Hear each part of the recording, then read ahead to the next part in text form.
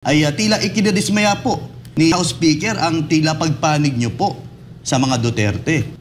Eh nga, tapos nagalit nga sa akin yan kasi tinatanong sa akin nung Marites na yon na ano daw ang relasyon namin ni Martin. Eh, sabi ko, syempre, mga pinsan kami, pinsan buo ako, no? At kilala ko naman habang buhay yan.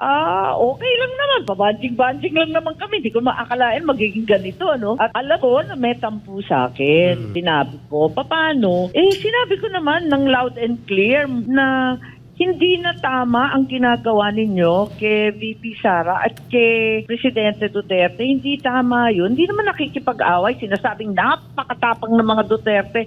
Matapang nga, bait-bait sa atin. Wala namang ginawa kundi tumulong. Nakipag-alyado, kaya nakabalik. Ano pang gusto mo? Ba't natin inaaway ang hindi nakikipag-away? Correct. Nagalit sa akin. Bakit daw ganon? Mas Duterte pa daw ako kesa sa Marcos. Sa loob-loob ko, hindi ka naman Marcos. Hello.